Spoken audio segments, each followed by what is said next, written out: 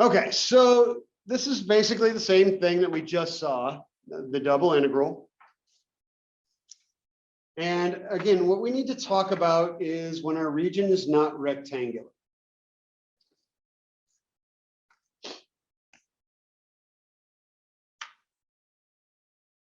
So this is the case we just saw. This is our rectangular region. This is where the order doesn't really matter. It's really easy to switch the order. There's nothing big you have to do. So we're not going to do this one right now because this is very similar to what we just did. We could go from 0 to 3 in X first and then 0 to 2 in Y. Or we could go 0 to 2 in Y first and then 0 to 3 in X. We will get the exact same answer. Now, what we need to think about is when our region has boundaries that are defined in terms of functions. And this is going to take some getting used to. And this is going to be one of the things we're going to practice a little bit today. So for example, maybe our top and bottom of our region are given in terms of functions of X. We don't have a lot of choices on order in this case because of the variability. These are going to be our outside limits, A and B. So we're going to integrate with respect to Y first, top and bottom, then with respect to X. All right. Has to. Our outside limits must be constants. If we need those to be constants because we need to have a final answer. Notice our inside limits can be functions of X because we're going to still integrate with respect to X in the next step. Same thing goes if we had side limits in terms of Y. Now we have to do in terms of X first and Y second. That's okay because Y is eventually going to get integrated out and we'll get left with constants. So the order of integration can very much matter sometimes.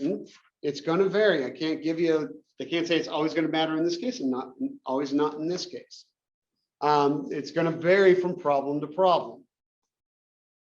So some of them, if our boundaries are invertible, we can actually very easily switch the order of integration. And I'll show you what I'm talking about here. So let's take a look at an example. I'm going to do set up a couple different regions too. But we're going to start with this one. So now this one I'm not going to, we might work through, we'll see. Actually, we probably should work through one. I don't want to take too much time though either. So we've got this triangular region, all right? Once the region is not a rectangle, the limits are not all constants. If you do limits of all constants on this one, it'll be incorrect. And you cannot do limits of all constants and then just cut it in half because half of a rectangle is a triangle, because there's no guarantee that the function is constant over the rectangle versus the triangle. So here's how we have to approach these. So we take a look at our region, and our region is here, and we need to get, if we're not given a function for the boundary, we need to find it. Well, we've got a rise of -3 and a run of 5 and a y-intercept of 3. So this is nice and linear. So y equals -3/5 x plus 3.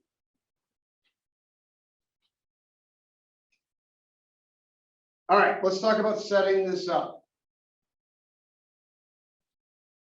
Now, because I've already got this in terms of y, I pretty much got it set up to do y first. So let's do that. I'm going to show you both directions. What you want to look for on your region is a top and a bottom or a left and a right. Well, I've got a bottom of 0 and I've got a top of this function. So I can say, all right, well, I'm going to go from 0 to -3/5 x plus 3. And I'm evaluating this function 5 plus x plus 2y.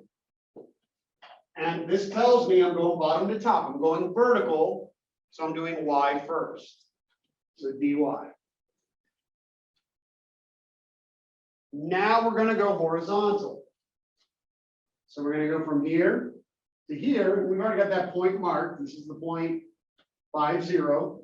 So x is going to go from 0 to 5, and we're doing dx second. Okay. Now here's what's happening. Now what's happening is we're going from 0 up to the curve, right? So let me do this in a different color. So basically, both things are happening at the same time to fill in this triangle for us. So think of it this way. As y goes from 0 up to the line, x is going from 0 to 5. So as I'm drawing a line from 0 up to the line, well, now x is increasing from 0 to 5, and I'm getting a bunch of lines that just stack all over each other. Does that make sense, the way that's working? This is going up while this moves us this way. So it's kind of like one's constant. Yeah. And that's why these can be constant and these don't have to be. They don't both have to be in terms of functions. This takes care of the variability. This takes care of moving it across. Okay. Conceptually, that's what's going on. And I think that'll help as you start to set these up. Now, so you got to look for a definite top and bottom or a definite left and right. So we could have done in terms of x first, but that means if we're doing x first, that would switch the dx and the dy. That means we have to find the inverse of this function. So basically solve this thing for x. So what do we have? Y minus 3 times negative 5/3 equals x. And let's simplify that just a little bit. So negative 5/3 y plus 5. So now, if I want to, and this will be exactly equal, we have 5 plus x plus 2y.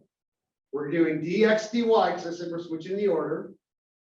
Now we're doing x first. It's going from 0 out to the curve. It's going from 0 to minus 5/3 y plus 5. And now y is going from 0 up to, and we have to use the y value, right? Let's go from 0 up to 3. These will give you the exact same thing. Right? So there are going to be ones where the order doesn't matter at all. And drawing the region is going to be very helpful.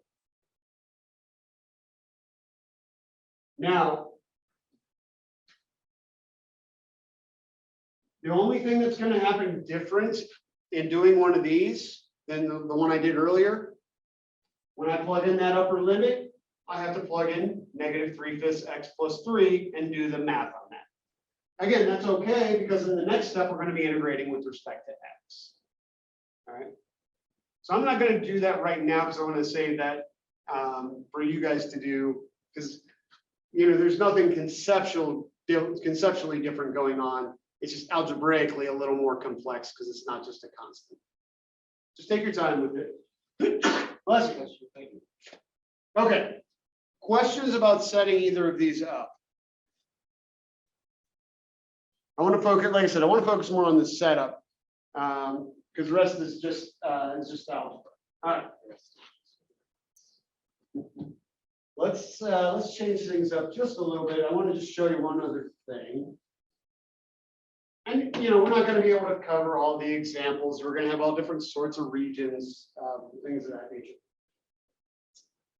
Let's do.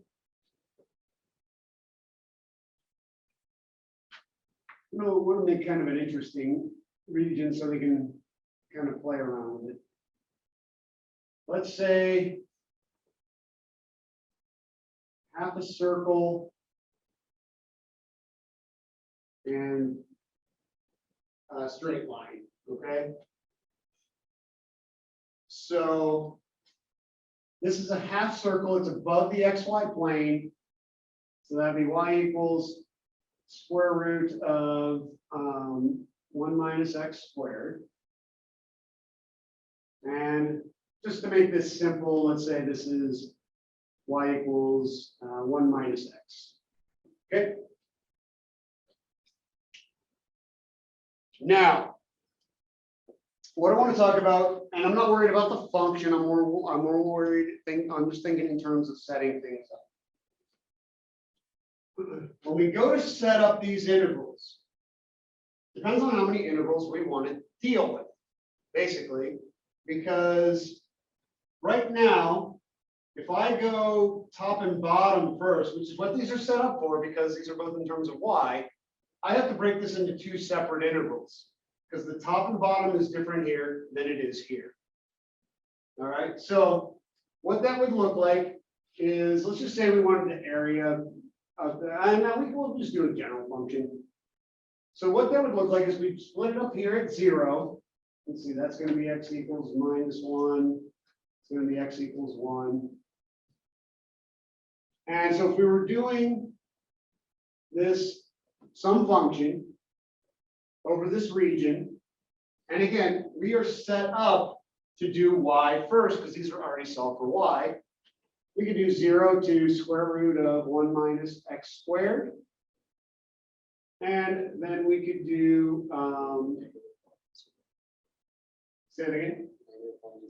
Yeah, -1 to 0. And that's doing dy dx. That only takes care of this part. We need to add on this part. Very similarly, 0 up to the curve, 0 up to 1 minus x. Again, we're doing f of xy, dy dx. And now 0 to 1. All right.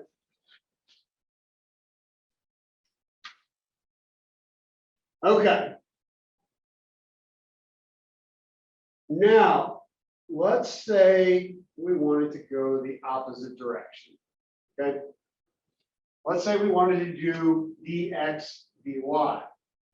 What we would have to do is invert both of the functions.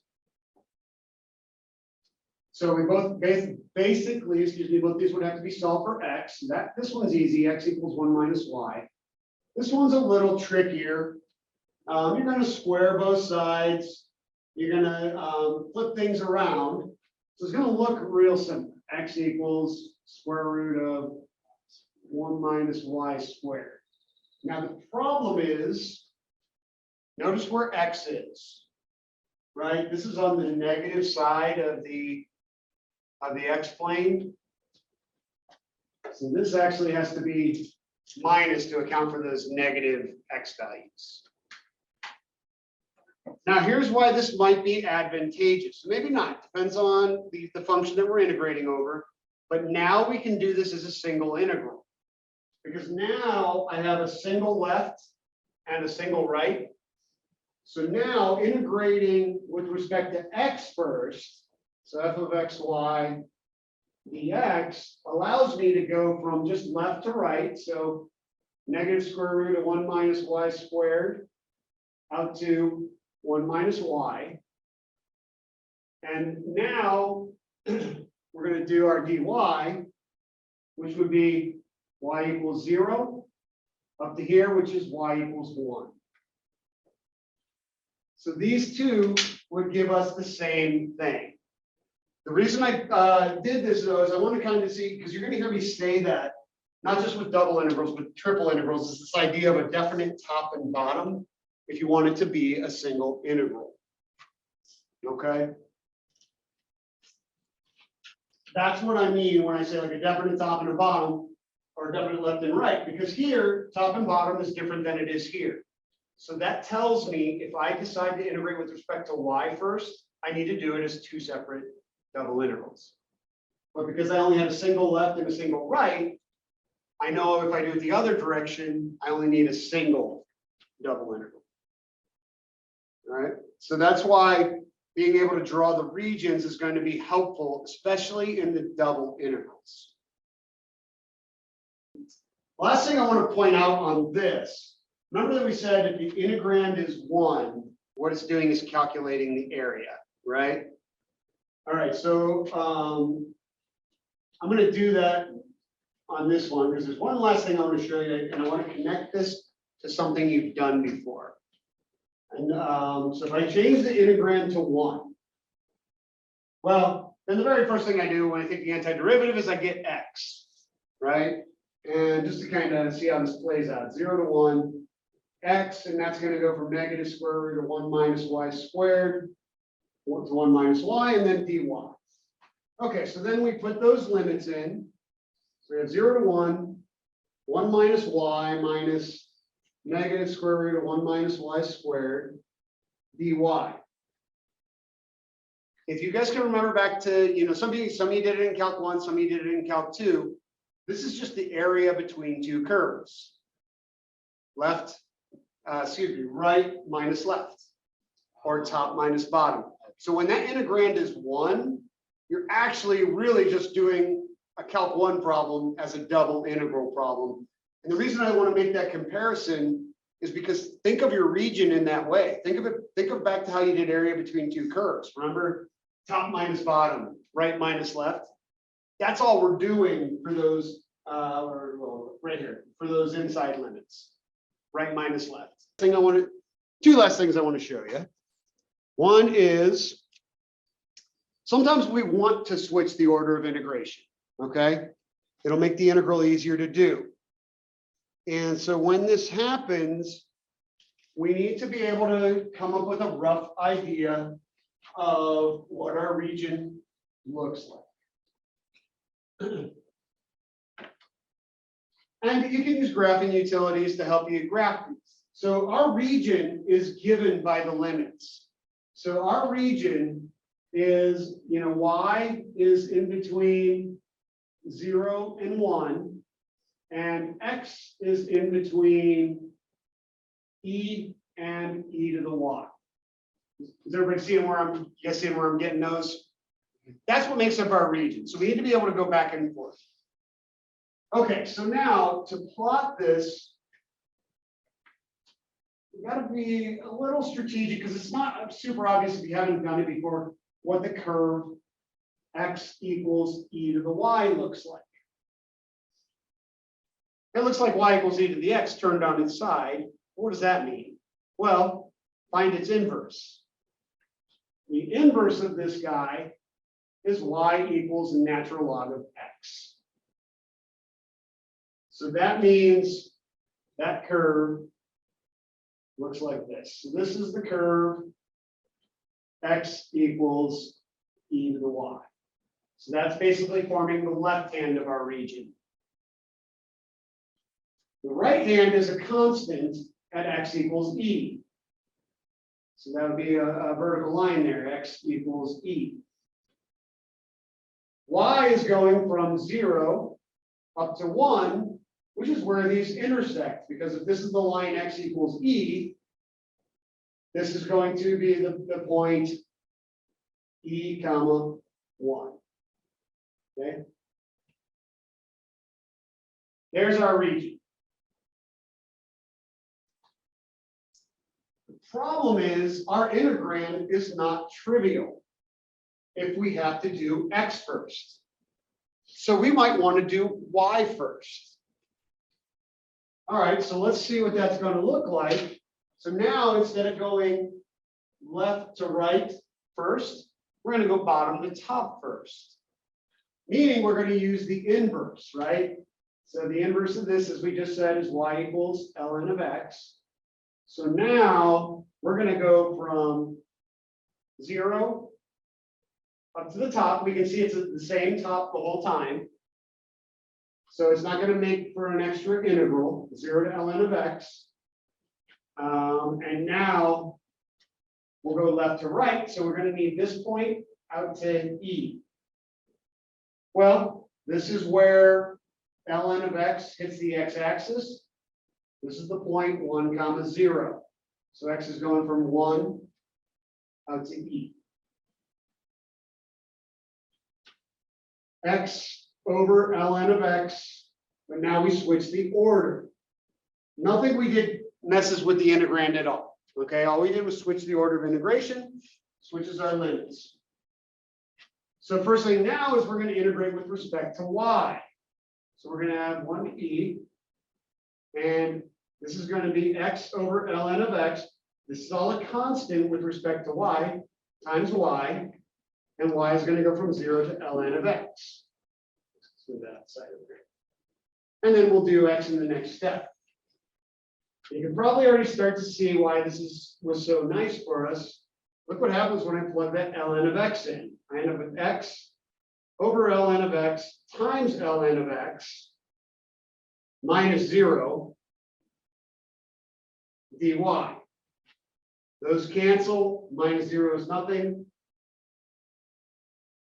Oh, sorry, dx, excuse me. And all I have left now is 1 to e of x dx, which is x squared over 2 from 1 to e, or e squared over 2 minus 1/2. So this is a case where switching the order of integration makes it easier for us to calculate. Now, if that's what you're supposed to do in a problem, unless it's maybe a tougher problem in the homework, it'll tell you, like, switch the order of integration so you can solve this one. So don't worry about always having to figure out the order. But there are going to be some where you have to draw the region and decide which order you want to go in. Okay? Questions about this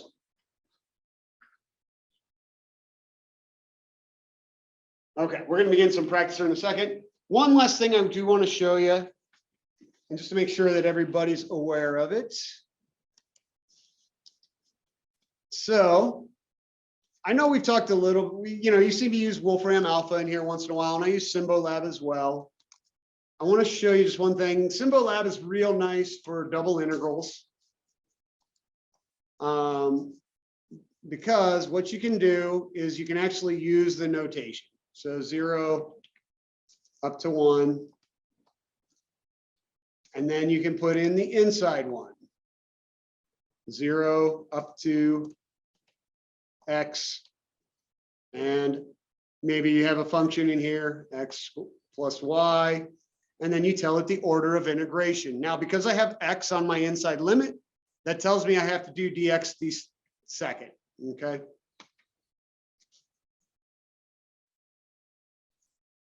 Now, I think you don't get the steps unless you have a membership, but again, that shows you some of the steps. But I want to make sure everybody, some of you folks I know already are aware of this, but I want to make sure everybody's aware of this. Like, this is a tool you guys can use. Obviously, you're going to have to be able to do some of them by hand for the proctored exam. But what about the take-home problems, right? Don't kill yourself doing double and triple integrals on the take-home problems, because honestly, the majority of the work is in setting them up. All right. Feel free to use Symbolab to check your answers, because here's the thing: double integrals aren't as bad. When we get into triple integrals, they can take a long time to calculate by hand. And think about a homework problem, right? You want to make sure it's set up right before you start to solve it by hand. Symbolab is a way of doing that. Okay. And the nice thing about Symbolab is the notation is the same that we're used to. You can do double integrals in Wolfram as well. Yeah. You absolutely can. You can use it knows if you use int, it knows what it means, or you can say integral. But Symbolab is a nice one to use as well. All right. So when you're working on homework and you're not getting, let's say you don't get the right answer on it, put what you originally had in the Symbolab, check your answer and more, because that way you know, oh, it's set up wrong versus you made an error in the calculating steps. Yeah.